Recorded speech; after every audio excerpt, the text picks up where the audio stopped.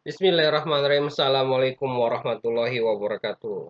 Alhamdulillahirrahmanirrahim. Kita masih bisa bertemu walaupun masih di dalam jaringan. Mudah-mudahan tidak mematahkan semangat teman-teman untuk terus belajar mencari ilmu pengetahuan seluas-luasnya. Dan saya mengingatkan kembali bahwa pembelajaran di masa pandemi ini, di masa daring ini menstimulus teman-teman untuk belajar secara mandiri, tidak bergantung kepada dosen. Karena kita hanya bisa melihat perkembangan teman-teman dengan apa yang kalian kerjakan pada tugas-tugas yang diberikan, ya.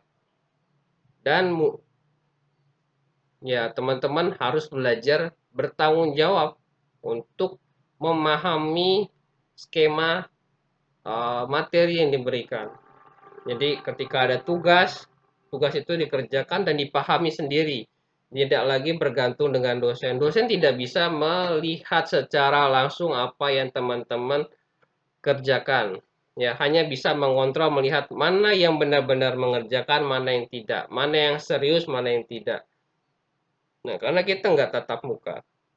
Makanya dari dalam di masa pandemi ini ada uh, value, nilai yang berkurang di dalam sistem pembelajaran, yakni mengenai pengembangan moral. Ini yang sangat kurang, dan tugas kita sebagai dosen itu bukan hanya sekedar memberikan pengetahuan, tapi juga uh, menjadikan teman-teman itu sebagaimana mestinya sebagai seorang manusia, ya, menjadi seorang pemimpin yang peka terhadap masalah di lingkungannya, yang nanti ketika lulus bisa menjadi uh, orang yang berperan di dalam masyarakat. Jadi teman-teman harus mampu mengaplikasikan segala hal yang teman-teman ketahui, apa yang kalian dapatkan di perguruan tinggi itu diimplementasikan di dalam tatanan masyarakat. Itu harapannya, ya. Jadi bukan hanya sekedar teman-teman lulus terus apa yang didapatkan ya buat kerja aja. Hidup itu nggak hanya sekedar kerja. Orang kalau hanya sekedar bekerja itu kayak ada yang hilang.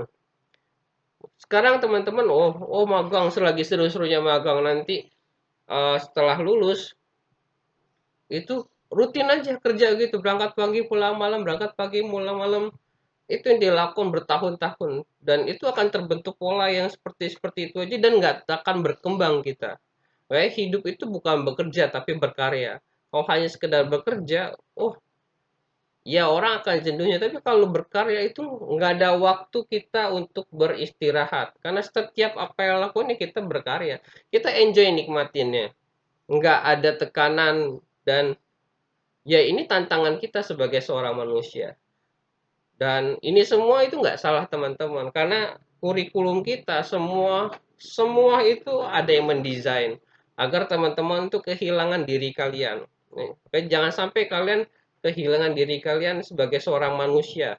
Manusia itu punya peran selain menuntut ilmu, ya, selain menuntut ilmu, tapi kemana ilmu itu mau ditumpahkan, ya, kemana ilmu itu mau diaplikasikan. Nah, ilmu yang kalian dapatkan di perkuliahan itu harus diaplikasikan di dalam tatanan masyarakat. Teman-teman ini sebagai kader bangsa. Kayak di Muhammadiyah, di UHAM kayak itu berbeda dengan kampus-kampus yang lain. Kalau kampus swasta lain itu bagaimana caranya mengukur keuntungan sebesar-besarnya untuk teman-teman. Sebesar-besarnya untuk kampusnya. Tetapi di kita enggak, di Muhammadiyah itu berbeda.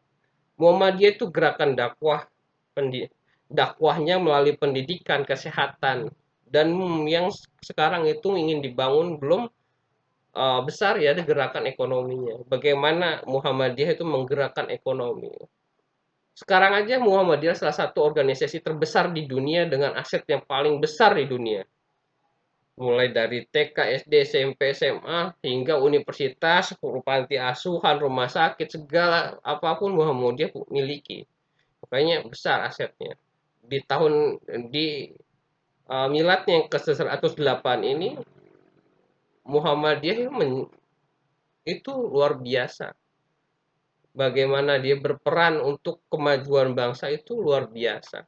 Dari awal Kiai Dahlan menggerakkan Muhammadiyah, membangun Muhammadiyah, menggerakkan Muhammadiyah itu mulai dari ya bagaimana surat Al-Maun itu, bagaimana kamu bisa memberikan apa yang paling kamu cintai untuk orang lain. Seperti itu. Nah, sama dengan kita berkaitan dengan pola konsumsi. Kalau konsumsi itu menurut Adam Smith itu nggak terbatas. Kebutuhan hidup, konsumsi ini kan berkaitan dengan kebutuhan hidup ya. Kebutuhan hidup itu menurut Adam Smith itu nggak terbatas. Ya. Sehingga muncullah teori ekonomi bahwa ekonomi itu adanya nilai ekonomi itu karena sesuatu yang langka, terbatas itu. Sumber daya alam itu dianggap terbatas, sedangkan kebutuhan manusia itu tak terbatas.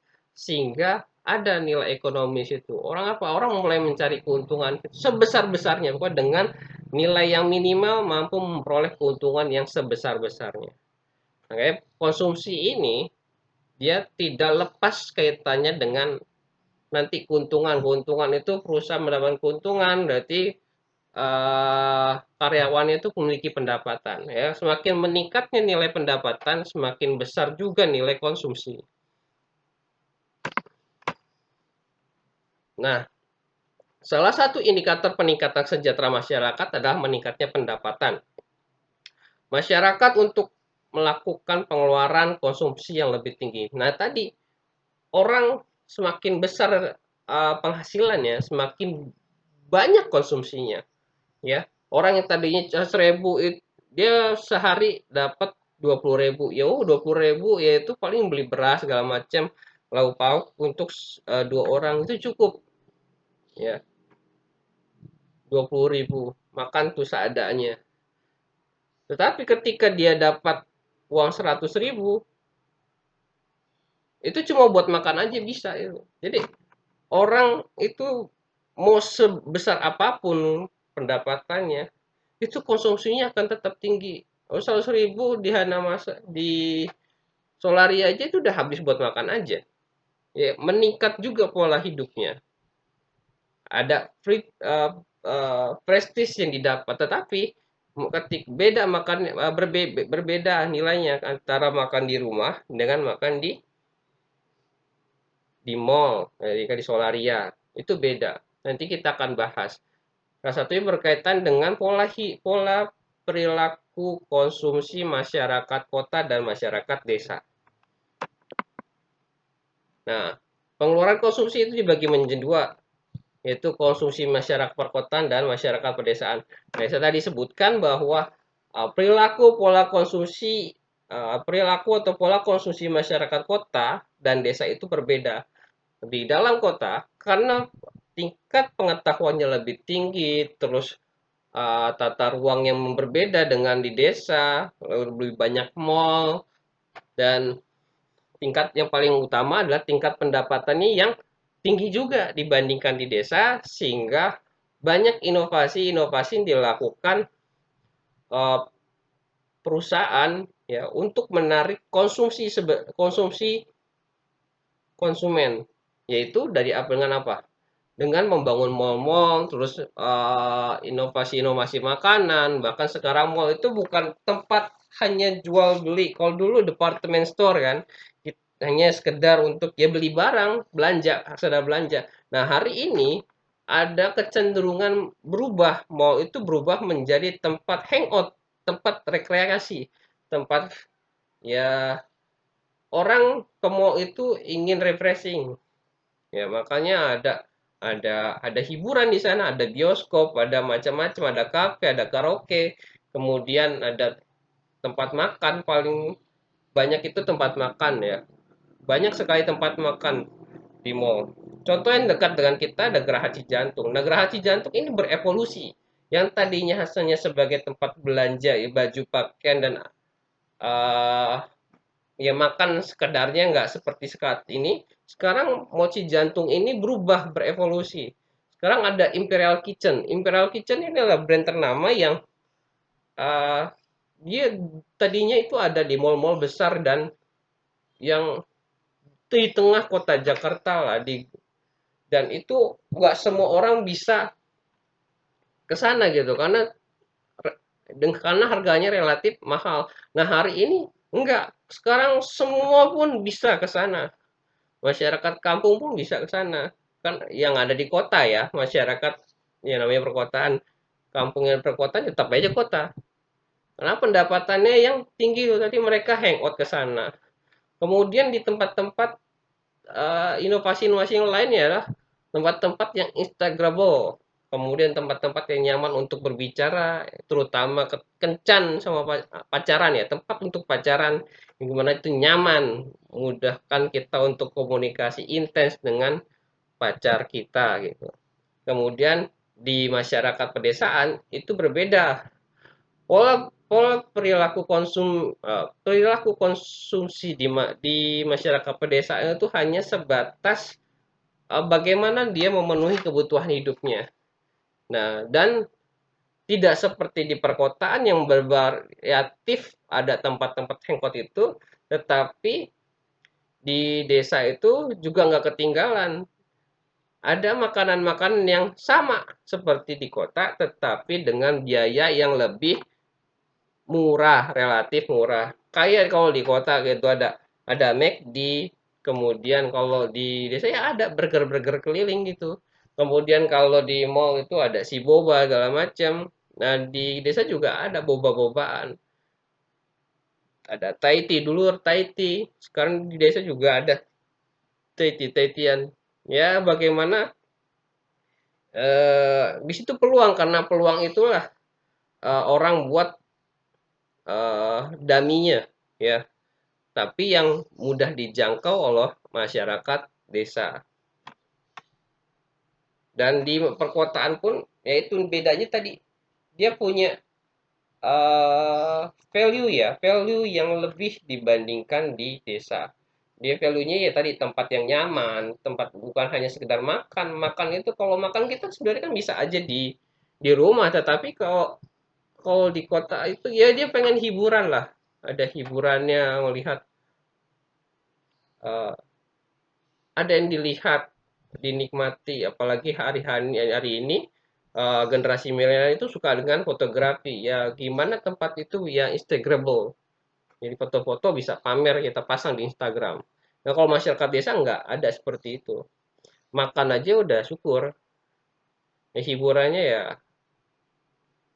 ya menghiburannya ya tidak tidak seperti di kota lah gitu.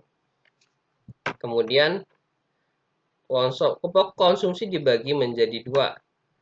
Ada kelompok makanan dan non makanan. Kelompok makanan jelas tadi ya, kulineri. Kuliner itu banyak macamnya. Kalau kelompok bukan makanan ya dia bisa baju dan lain sebagainya, tekstil lah ya. Pelengkapnya selain makanan tuh banyak. Kemudian, nah kita udah bahas tadi mengenai konsumsi-konsumsi ya. Tapi apa sih konsumsi itu? Nah, secara definisi konsumsi itu adalah pembelanjaan atas barang-barang dan jasa yang dilakukan oleh rumah tangga dengan tujuan memenuhi kebutuhan dari orang yang melakukan pembelanjaan tersebut. Jadi, konsumsi itu pembelanjaan barang. Jadi, berapa banyak sih barang yang kita beli untuk memenuhi kebutuhan kita? Itu teori konsumsi. Kemudian ada teori konsumsi ya. Itu tadi definisi konsumsi, sekarang ada teori konsumsi. Kalau teori konsumsi itu sendiri adalah teori yang mempelajari bagaimana manusia memenuhi kebutuhannya ya dengan melakukan pembelian penggunaan barang atau jasa. Berarti jumlahnya berapa banyak sih kita seorang manusia itu membeli barang-barang itu, barang atau jasa itu. Berapa banyaknya? Berarti jumlah ya, berapa banyak. Kemudian ada pelaku konsumen. Nah, pelaku konsumen adalah mereka yang memutuskan berapa jumlah barang jasa. Oh iya, maaf. Teori konsumsi adalah teori yang mempelajari bagaimana manusia memenuhi kebutuhannya dengan melakukan pembelian atau penggunaan barang dan jasa. Tadi berarti teori konsumsi itu oh, apa sih? Apa kebutuhan barang apa aja yang dibutuhkan oleh seorang manusia? Ada sandang, papan, pangan. Dan itu nanti berbeda antara masyarakat kota dan desa itu ada, dan itu berubah seiring dengan pendapatan yang diterimanya. Jadi kalau orang yang kalau pendapatannya udah sampai 10 juta ke atas itu pasti pengennya yang branded-branded. Nah, beda dengan orang yang pendapatan 5 juta ke bawah. Orang yang 5 juta ke bawah cenderung ya bagaimana dia bisa menghidupi diri, menghidupinya, dia bisa makan, dia bisa ya ada hiburan sampai situ toh. Tetapi kalau orang yang pendapatannya sudah tinggi di atas 10 juta, 15 juta itu beda lagi. Bagaimana dia memenuhi kebutuhan tertiarnya. Ada hiburan, terus ya beli baju tapi yang branded, makan di tempat yang wah, yang lebih mewah, terus punya mobil, terus punya motor, ya ada yang 5 juta ke bawah juga ada, tetapi cenderung terbatas karena eh, pastinya dia harus mencukupi menyesuaikan dengan gaji yang diterimanya. Nah, kemudian di pelaku konsumen itu berapa banyak seorang konsumen memutuskan jumlah barang yang akan dibeli, ya, terhadap situasi berdalam berbagai situasi. Jadi berapa banyak jumlah barang yang dibeli. Nah, lalu ada barang konsumsi. Barang konsumsi adalah barang-barang yang diproduksi untuk dikonsumsi oleh masyarakat, ya, untuk memenuhi kebutuhannya. Jadi eh, pakaian, barang pakaian, beras segala macam itu barang konsumsi. Nah, sini ada fungsi konsumsi Nutkins, ya, kecenderungan konsumsi marginal. Ini ada rumusnya, ya, di mana C, ya, C merupakan konsumsi, kemudian Y pendapatan disposable. Nah, dan C-nya konstanta. Jadi seiring nih, pola konsumsi akan seiring dengan jumlah pendapatan yang diterima. Itu pasti. Oke, uang 100.000, orang kalau gajinya 5 juta, dia akan menghabiskan sesuai dengan gaji itu. 10 juta juga dia akan menghabiskan sesuai gaji itu. Makanya antara 5 juta dan 10 juta kadang nilainya sama itu. Nilai dalam artian yang dipenuhinya kadang sama, itu juga kebutuhannya. Kenapa? Yang membedakan adalah nilai barangnya. Ya, ya tadi kalau ya makan, mereka orang yang punya 5 juta kadang cenderung makan makan di rumah aja itu udah habis. Tapi kalau yang di 10 juta buat makan juga, tapi makannya di mana? Di mall dan lain sebagainya. Dan saya kecil cenderungan mengkonsumsi marginal. Ya, ini fungsi konsumsi cenderungan mengkonsumsi rata-rata konsumsi berdarah, pendapatan akan turun ketika pendapatan. Ini konsumsi terhadap pendapatan akan turun ketika pendapatan naik. Terus faktor-faktor yang memenuhi yang mempengaruhi konsumsi, ada pendapatan. Pertama ya itu jelas ya, semakin banyak pendapatan itu semakin besar tingkat konsumsi kita. Nah, kemudian yang kedua ada kekayaan. Kekayaan itu berarti bukan hanya sekedar pendapatan, tetapi jumlah harta yang kita miliki. Ya, harta yang kita miliki itu kekayaan. Ya, semakin banyak simpanan saving kita, ya, kekayaan kita yang miliki, semakin besar juga pola konsumsinya. Kemudian ada suku bunga. Nah, suku bunga ini biasanya berkaitan dengan investasi. Ya, kita berinvestasi di situ. Kemudian ada perkiraan masa depan. Nah, perkiraan masa depan itu kita mau saving berapa? Kita mikirin nih, oh kalau kita sebagai seorang manusia kita berpikir, nih kita hari ini lagi pandemi nih. Orang-orang banyak yang tutup usahanya. Pabrik-pabrik banyak yang tutup dan mem-PHK, mengurangi tenaga kerjanya.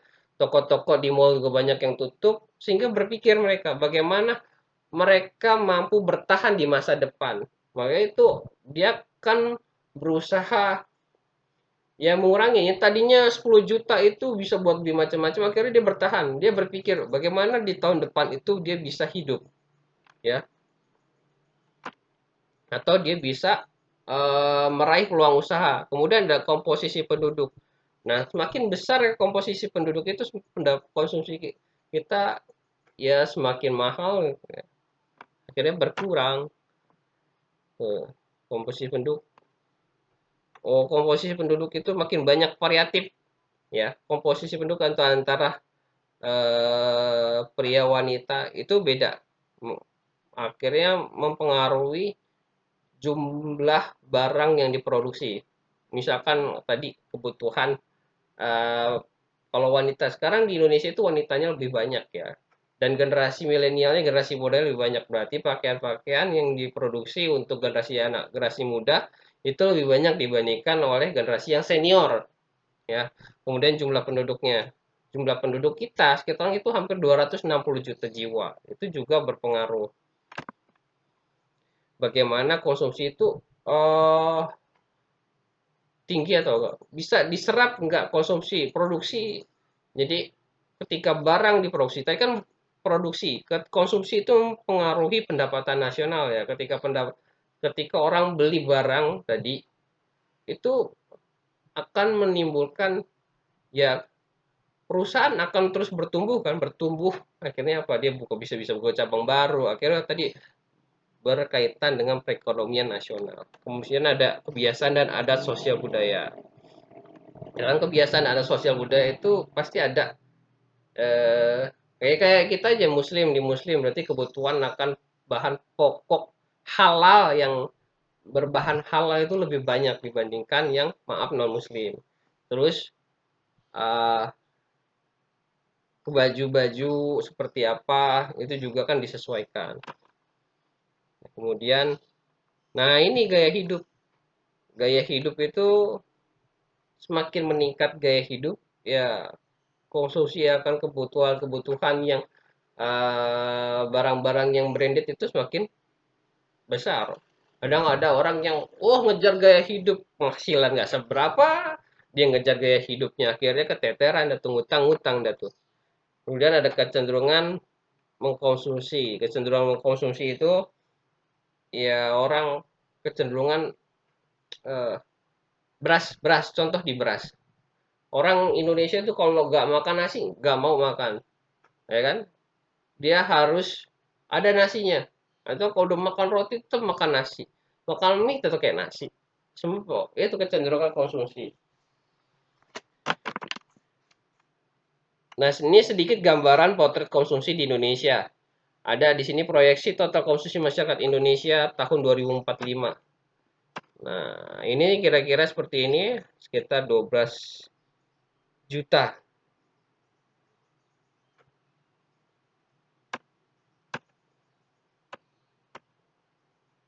Ini persamaan.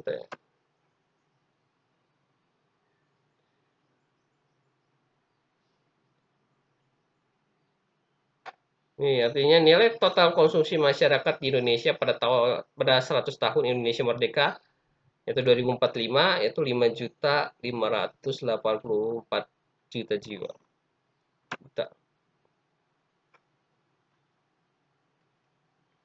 Nah, ini konsumsi total masyarakat pedesaan dan perkotaan. Nah, pada tahun 2004 sebagian besar konsumsi masyarakat masih berasal dari pangan saja ya. Pangan nabati dan kualitas rata-rata konsumsi masyarakat desa kota masih buruk karena berada pada kuadran ketiga. Ya, pada kuadran ketiga. Dan konsumsi masyarakat perkotaan tahun 2003 lebih baik dibandingkan dengan konsumsi masyarakat desa. Lalu posisi konsumsi masyarakat tertinggi adalah pada tahun 2010 berada di kuadran pertama seiring dengan diimplementasinya program Gema Revitalisasi. Nah, ini konsumsi masyarakat pedesaan, total konsumsi masyarakat pedesaan pada tahun 2013 sampai 2014 berada di kuadran pertama seiring diberlakukannya beberapa peraturan Menteri Pertanian. Nah, total konsumsi masyarakat pedesaan terendah pada tahun 98 sampai 2008 yang berada di kuadran ketiga sebagai akibat dari krisis ekonomi. Dan relatifnya pendapatan masyarakat desa itu rendah. Nah, ini gambar perkotaan. Pada masyarakat perkotaan pada 2010 itu berada di kuadran pertama dan dia lebih tinggi ketimbang di masyarakat desa. Dan kota itu pengeluaran padi-padian jauh lebih rendah dibandingkan dengan pengeluaran makanan dan minuman. Jadi barang jadi, makanan dan minuman. Nah, ini konsumsi total makanan dan makanan. Sebagian besar pengeluaran masyarakat Indonesia digunakan untuk membeli makanan yang menunjukkan bahwa tingkat kesejahteraan masyarakat masih rendah. Pengeluaran masyarakat untuk makanan dan non makanan terendah pada tahun 98 sampai 2006. 98 sampai 2006 ini ada di kuadran keempat. Pada kelompok makanan yang paling banyak dikonsumsi oleh masyarakat pedesaan dan perkotaan adalah kelompok padi-padian, berarti beras, jagung, dan terigu. Kenaikan terbesar ditunjukkan pada komoditi makanan dan minuman jadi. Konsumsi non makanan, pengeluaran masyarakat konsumsi makanan terendah pada tahun 98 sampai 2006. Nah, ini masih krisis ya. Kemudian pengeluaran masyarakat untuk konsumsi makan tertinggi itu 28 sampai 2028, 2011, 2007. Penurunan pengeluaran konsumsi makanan terbesar disumbang oleh kelompok pakaian, alas kaki, dan tutup kepala. Nah, itu mulai tumbuh, dia mulai keluar dari krisis dan dunia fashion itu meningkat, ya berkembang. Nah, ini proyeksi sampai 2045 sekitar 27 juta. Terus non makanan, konsumsi non makanan Indonesia pada tahun sekitar 2 juta sekian.